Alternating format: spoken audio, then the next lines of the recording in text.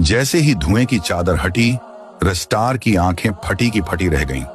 सामने का मंजर उसकी रूह तक को हिला गया। उसका सबसे करीबी, उसका दायां हाथ ज्ञान भाई, अब ब्लैक 444 के साथ खड़ा था। जिसे उसने भाई माना, वही आज उसके पीठ में खंजर घोंप चुका था। तभी आसमान चीरा एक फाइटर जेट की गरजती आवाज ने, बम गिरते हैं, चारों तरफ धमाके, आग, चीखें, जलती गाड़ियां और भागते लोग। ज्ञान भाई और ब्लैक 444 अंधेरे का फायदा उठाकर वहां से फरार हो जाते हैं, पर रेस्टार वहीं खड़ा रह जाता है, जैसे उसकी आत्मा वहीं जल चुकी हो। इंडिया का सबसे ताकतवर माफिया आज अकेला खड़ा था।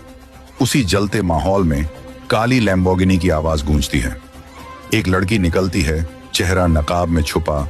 वो सीधा रेस्टार के पास आती है और बिना कुछ बोले उसे गाड़ी में बिठाकर वहां से ले जाती है।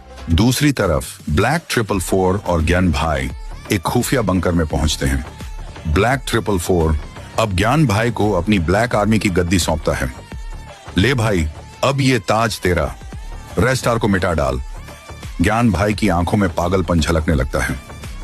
अब वो मुझसे नहीं बचेगा, उसका नाम और निशान मिटा दूंगा। लड़की रेस्टार को एक रहस्यमय जगह छोड़ जाती है। वहां पहुंचकर वो चुपचाप दीवार को घूरता रहता है। भाई, तू ही क्यों? यही सवाल बार बार उसके सीने को चीरता है। तभी फोन बजता है। रेस्टार कॉल उठाता है और जो सुनता है उसका चेहरा सफेद पड़ जाता है। बिना कुछ कहे वो अपनी काली मस्टैंग उठाता है और एक प्राइवेट हेलीपैड की ओर बढ़ता है। हेलीकॉप्टर उड़ता है और कोई नहीं जानता कि वो कहां गया।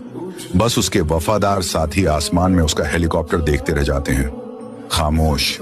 ज्ञान भाई अंदर आता है, मुस्कुराते हुए कहता है, रेस्टार इंडिया छोड़ गया। ब्लैक 444 ठहाका मारता है, अब इंडिया मेरा है। पर कहानी यहीं खत्म नहीं होती। सवाल अब ये नहीं है कि रेस्टार कहां गया। सवाल अब ये है, अब वो वापस लौटेगा, किसी को नहीं पता।